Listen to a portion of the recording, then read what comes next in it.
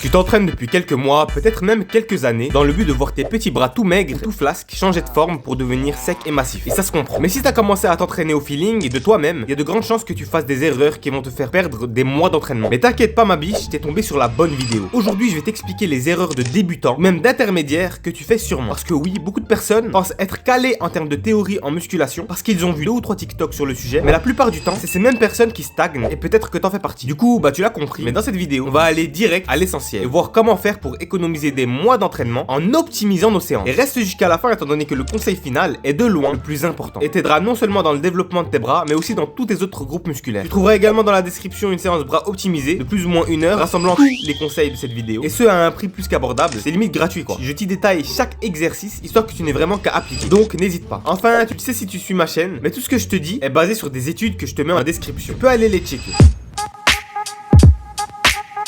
Bon, dans cette vidéo, je traiterai pas des avant-bras, mais du bras tout court, c'est-à-dire les muscles qui entourent l'humérus, donc le biceps, le triceps, etc. Déjà, parce que j'imagine que c'est ça qui t'intéresse, mais aussi parce que la première vidéo de ma chaîne traitait déjà de ce sujet. Pour commencer, il y a de grandes chances que tu aies cette croyance que de plus gros biceps signifie forcément des bras immenses. Parce que dès qu'on pense à un muscle, on pense biceps. D'ailleurs, je sais pas trop pourquoi. Si ton but c'est d'avoir des gros bras, vraiment c'est ça que tu veux, tu penses qu'à ça tout le temps, alors il y a mieux à faire. Regarde ici. On est d'accord que le biceps n'est pas si gros que ça. Par contre, je pense que tu l'as remarqué, mais le triceps, lui, est pas mal massif et représente plus ou moins 60% de ton bras. Alors que ton biceps n'en représente que plus ou moins 30%. Ok Zézé, je vois, je dois donc entraîner mes triceps. Je vais faire des pompes diamants et puis aussi de la poulie. Ne fais pas ça. Tout le monde pense que ça suffit pour développer son triceps, mais dans le triceps, il y a tri. Ça veut dire qu'il y a 3 faisceaux et certains plus gros que d'autres. En résumé rapide, le triceps est composé d'un faisceau latéral, d'un faisceau médian et d'un faisceau long. Les 2 premiers faisceaux sont très sollicités dans les mouvements priorisant l'extension du coude, comme les pompes ou bien le développé couché. Donc durant tes séances pec, tu les engages déjà pas mal. Donc, ce qui va nous intéresser ici, tu l'as compris, c'est le faisceau long. Et ce pour 2 raisons. 1, il est isolable assez facilement et est le moins sollicité dans les mouvements de poussée cités précédemment. Donc les pompes et tout ça. Et 2, le plus important, c'est le plus gros faisceau du triceps. Il est vraiment massif et donc le développer c'est vraiment tout bénef. Faut bien comprendre que quand je dis isoler, ça ne veut pas dire travailler que cette partie du triceps. Tu peux faire les exos d'isolement que tu veux, jamais tu n'arriveras à isoler totalement un faisceau d'un muscle. Du coup quand je dis isoler, je veux plus exactement dire qu'on va mettre un peu plus de tension dans cette partie du triceps, mais que les autres parties sont quand même engagées, même si un peu moins. Bref, pour isoler le faisceau long, il y a 2 manières. Soit tu vas reculer ton bras en arrière de ton corps de façon à contracter ta longue portion. Là tu vas sentir que ça va brûler et t'apprendras à l'engager plus facilement. Ou bien autre solution, tu peux lever ton bras en avant de ton corps, ce qui va étirer la longue portion. Si tu suis ma chaîne, t'es au courant qu'entraîner un muscle dans sa phase étirée, c'est la façon la plus optimale de s'entraîner. Cependant, ça veut pas dire qu'il faut jeter à la poubelle tous les exercices à forte tension de contraction. Tu vas donc inclure dans ta séance à la fois un exo avec le bras tendu au-dessus de ta tête, ça peut être du skull crusher, de l'extension triceps aux haltères ou bien à la poulie, et tu vas également inclure kickback à la poulie. Pour faire cet exo, tu vas rapprocher tes jambes de la poulie et bien faire en sorte que ton bras soit en arrière de ton corps. Et là, c'est parfait. Alors en théorie, dans une séance bras, 2 exercices triceps, ça suffit.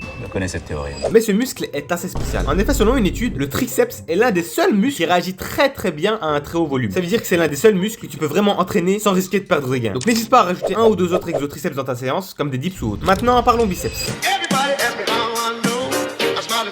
Bon, là tu te dis sûrement, Mais Zézé, tu viens de dire qu'il faut se concentrer sur les triceps pour avoir des gros bras. Et là tu parles des biceps. En fait tu te contredis, t'es vraiment une merde. Oh shit, here we go again. je sais que certains influenceurs conseillent ce genre de choses, ils font des vidéos sur comment avoir des gros bras, mais ils parlent que de triceps. Mais je te rappelle que t'es pas sur une chaîne muscu normale. Ici, chaque vidéo est une mine d'or d'informations. J'essaie d'être complet, et dans le cas de cette vidéo, je pense rien t'apprendre en te disant que le bras c'est pas que le triceps. Donc oui mon petit, tu vas devoir faire des curls, mais c'est pas aussi simple. Je l'ai déjà dit dans une autre vidéo, mais le biceps c'est 2 faisceaux, un long et un court. Pour les isoler c'est simple, tu vas faire un mouvement avec les coudes en avant par rapport à ton corps, et un mouvement avec les coudes en arrière par rapport à ton corps. De cette manière, tu pourras augmenter la tension sur chaque faisceau de ton biceps, l'un après l'autre. Tu peux par exemple faire du curl pupitre et du curl incliné. Ce sont des exercices qui placent ton biceps dans un fort étirement, et pour peu que t'aies déjà vu des vidéos de gars se déchirant les biceps en plein milieu de leur séance à cause de ce même type d'exercice, tu pourrais te dire Ah non alors, je vais quand même pas trop tendre le bras. Imagine si mes triceps se déchirent. Je vais plutôt réduire un tout petit peu l'amplitude et voilà, ni vu ni connu. si tu fais ça, tu passes à côté de gains énormes. Mais vraiment, tu te rends pas compte. Essayer de résoudre le problème de la déchirure en limitant l'étirement, c'est comme manger que de la salade parce que t'as peur de faire mal aux animaux. Attends, oula.